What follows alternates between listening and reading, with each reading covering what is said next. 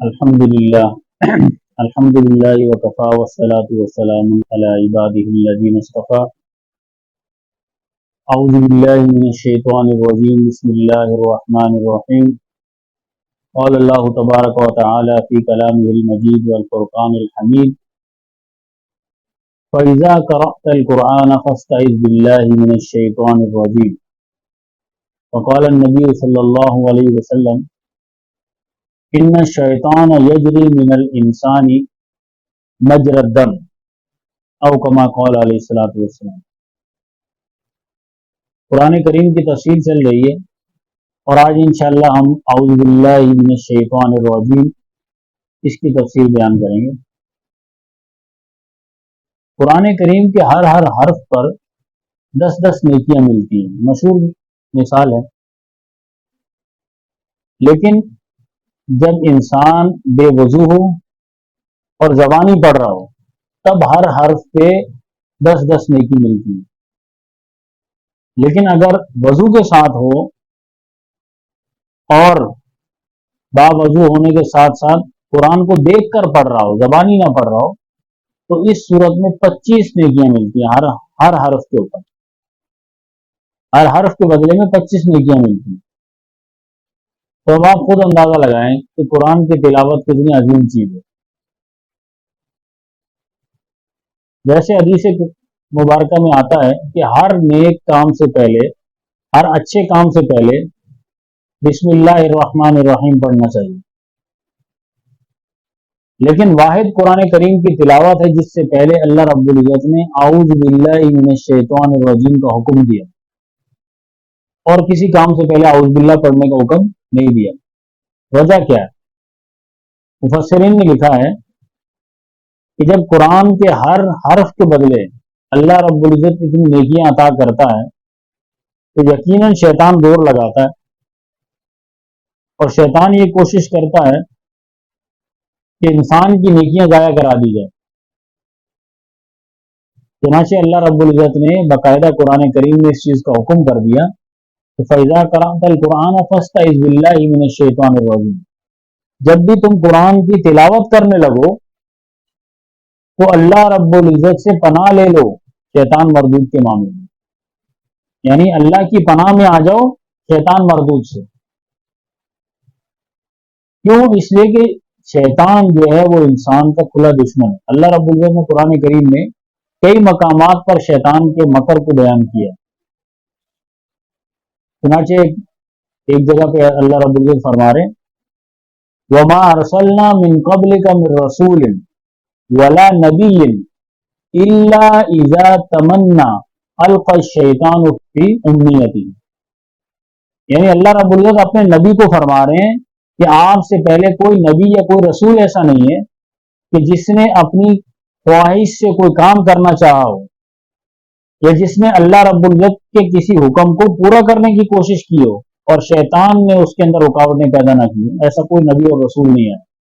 یعنی شیطان اتنا سخت دشمن ہے کہ اس نے آدم علیہ الصلوۃ والسلام سے لے کے جناب نبی کریم صلی اللہ علیہ وسلم تک جتنے انبیاء آئے ہیں، جتنے نبی اور رسول آئے ہیں، سب کو بہکانے کی کوشش کی. اسی لیے اللہ رب العزت دوسری جگہ فرما رہے وَإِمَّا يَنزَغَنَّكَ مِنَ الشَّيْطَانِ نَزْغٌ فَاسْتَعِذْ بِاللَّهِ. کہ جب بھی شیطان تمہارے دل میں کوئی وسوسہ پیدا کرنے کی کوشش کرے، تمہیں پریشان کرنے کی کوشش کرے، تو فوراً اعوذ باللہ من الشیطان الرجیم بول. اور شیطان کی کوشش یہ ہوتی ہے خاص طور پہ جب انسان قرآن کریم کی تلاوت کر رہا ہو یا نماز کے اندر موجود ہو، تو شیطان کو اچھے سے معلوم ہے کہ قرآن کریم کی تلاوت اس کائنات کے اندر سب سے بڑا عمل ہے. نماز سب سے بہترین عمل ہے. یہ دو عمل ایسے ہیں جس کے اندر انسان کو شیطان مکمل طور پر گمراہ کرنے کی کوشش کرتا ہے. آپ نے دیکھا ہوگا کہ سارے کے سارے دن بھر کے کام جو ہے وہ انسان کو تب یاد آتے ہیں جب وہ نماز میں کھڑا ہو. اور اسی طرح سے جب انسان قرآن کی تلاوت میں مصروف ہوتا ہے تو انسان کے دل کے اندر شیطان جو ہے وہ مختلف قسم کے وساوس پیدا کر رہا ہوتا ہے، وسوسے ڈال رہا ہوتا ہے. کہ تمہیں فلاں کام بھی کرنا ہے، فلاں جگہ بھی جانا ہے، فلاں چیز کو بھی دیکھنا ہے، فلاں معاملات بھی حل کرنے ہیں، تو انسان اس کی طرف دوڑنا شروع ہو جاتا ہے۔ تو فوراً انسان کو شیطان جو ہے اپنے نیک عمل سے ہٹا کر کسی دوسرے کام میں مصروف کرنے کی کوشش کرتا ہے۔ تو اس لیے اللہ رب العزت نے واضح طور پہ قرآن کریم میں فرمایا کہ جب بھی شیطان تمہارے دل میں وسوسہ پیدا کرنے کی کوشش کرے تو فوراً اعوذ باللہ من الشیطان الرجیم پڑھو۔ مفسرین نے لکھا ہے کہ اعوذ باللہ پڑھنا بھی نیکی ہے، عبادت میں شامل ہے، جیسے بسم اللہ الرحمن الرحیم کہنا عبادت ہے، الحمدللہ رب العالمین کہنا عبادت ہے، اس طرح اعوذ باللہ من الشیطان الرجیم کہنا بھی عبادت ہے، کیونکہ اللہ رب العزت نے قرآن کریم کے اندر باقاعدہ اس کو آیت بنا کر اتارا، فاستعذ باللہ من الشیطان الرجیم، تو قرآن کریم کی آیت ہونے کی وجہ سے بھی اس پہ ثواب۔ اور قرآن کریم میں اللہ رب العزت جگہ جگہ فرما رہے کہ تمہارا کھلا دشمن ہے، انہ لکم عدو مبین، اور کہیں پہ اللہ رب العزت فرما رہے کہ ان الشیطان لکم عدو فاتخذوہ عدوا، یہ شیطان تمہارا ایسا دشمن ہے کہ اگر تم نے اس سے جان چھڑانے کی کوشش نہ کی، اس سے دور جانے کی کوشش نہ کی تو یہ تمہارے اعمال برباد کر دے گا۔ آدم علیہ الصلوۃ والسلام سے لے کر جتنے بھی انبیاء آئے ہیں، ہر نبی کے دور کے اندر شیطان نے یہی کرنے کی کوشش کی کہ انسان کو کسی نہ کسی طریقے سے برگلایا جائے اور انسان کو اللہ رب العزت کی وحدانیت سے ہٹا کر دنیا کے ایسے معاملات میں لگایا جائے کہ وہ گمراہ ہو کر رہ جائے۔ اللہ رب العزت قرآن کریم میں فرما رہے ہیں کہ شیطان انسان کو برائی کی طرف اور بے حیائی کی طرف بلاتا ہے، چنانچہ ارشاد باری تعالیٰ انما یأمرکم بالسوء والفحشاء وان تقولوا علی اللہ ما لا تعلمون، شیطان جو ہے انسان کے دل میں ایسے ایسے وساوس پیدا کرتا ہے، ایسے وسوسے پیدا کرتا ہے، وہ وسوسے کیا ہوتے ہیں جن کو انسان جانتا نہیں۔ برائی کا ارادہ انسان کے دل میں کیسے پیدا ہوتا ہے؟ شیطان وسوسہ ڈالتا ہے۔ بے حیائی کا ارادہ انسان کے دل میں کیسے پیدا ہوتا ہے؟ یہ شیطان وسوسہ ڈالتا ہے۔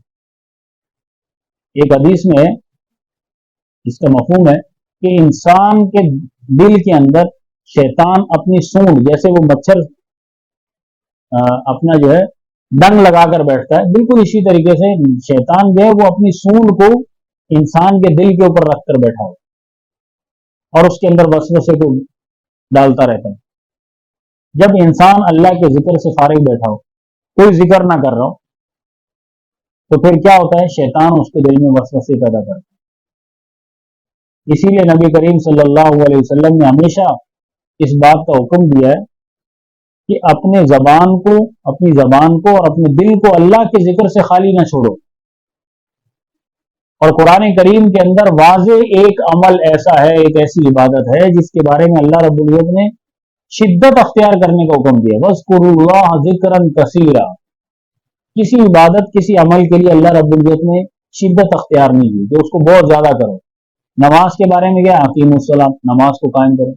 زکوٰۃ کے بارے میں وآتوا الزکاۃ، زکوٰۃ ادا کرو اور حج ادا کرو، اور باقی سارے کے سارے اعمال کو اللہ رب العزت نے ادا کرنے کا حکم دیا، مگر شدت کسی چیز میں اختیار نہیں کی۔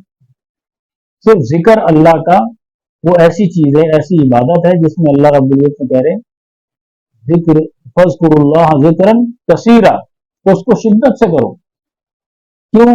اس لیے کہ جیسے ہی انسان اللہ کے ذکر سے غفلت اختیار کرتا ہے، شیطان فوراً اس کے دل میں وسوسہ پیدا کرنا شروع کرتا ہے۔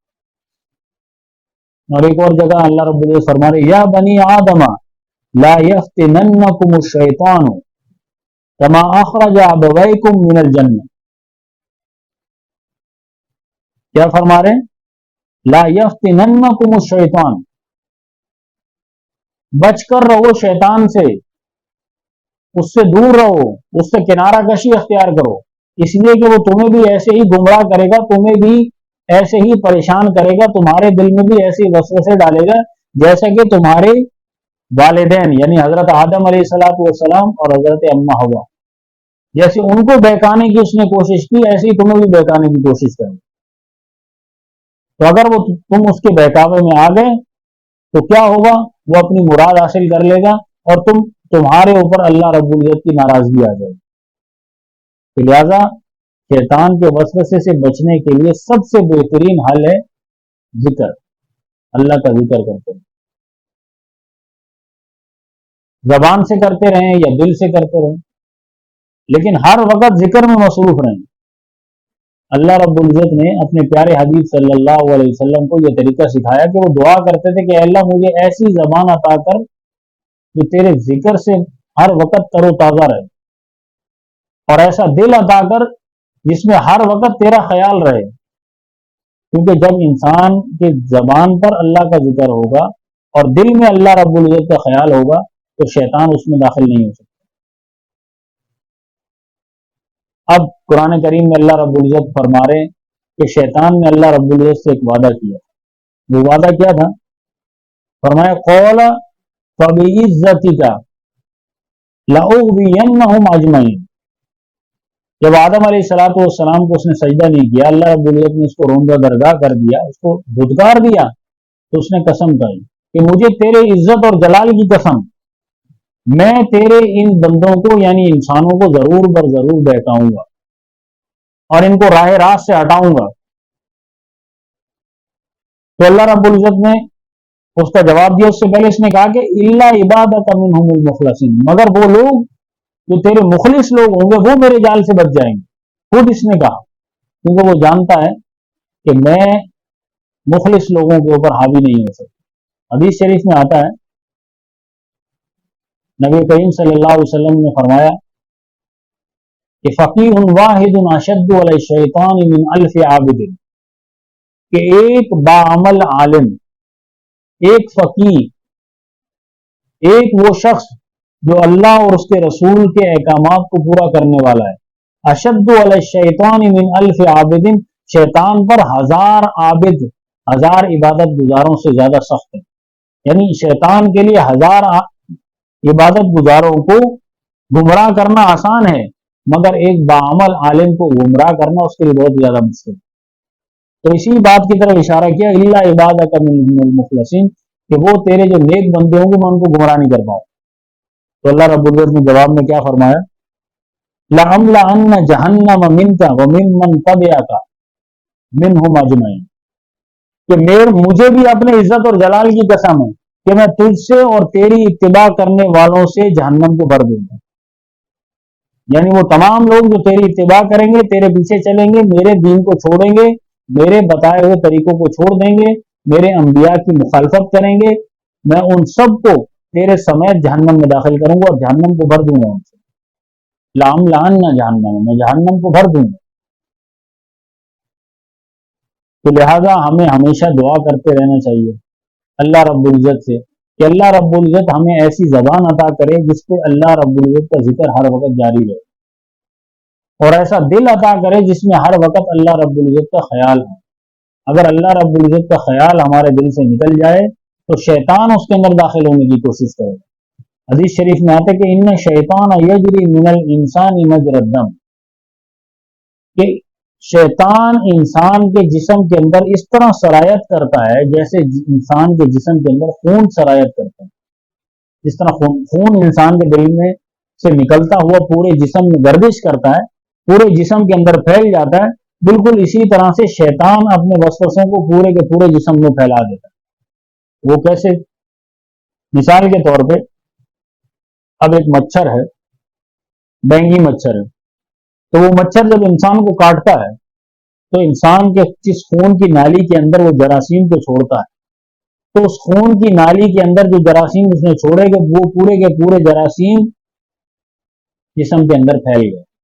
بالکل اسی طرح سے یہ اپنے وسوسوں کا جراثیم انسان کے خون کے اندر چھوڑ دیتا ہے، اور انسان کا دل، اس کا دماغ اور اس کے تمام اعضاء شیطان کے تابع ہونے لگ جاتے، اور پھر وہ وہی چاہتا ہے جو اس نے گناہ کروانا ہے وہ کروا دیتے ہیں۔ تو اس لیے اللہ رب العزت سے ہمیشہ دعا کرتے رہنا چاہیے کہ اللہ رب العزت ہمیں شیطان سے حفاظت فرمائے ہماری، اور جب بھی شیطان کا خیال دل میں آئے تو فوراً توبہ استغفار کریں اور اللہ رب العزت کی طرف رجوع کریں۔ انشاءاللہ اگلی ویڈیو کے اندر ہم سورہ فاتحہ کی تفسیر بیان کریں گے۔ تب تک کے لیے اجازت دیجیے۔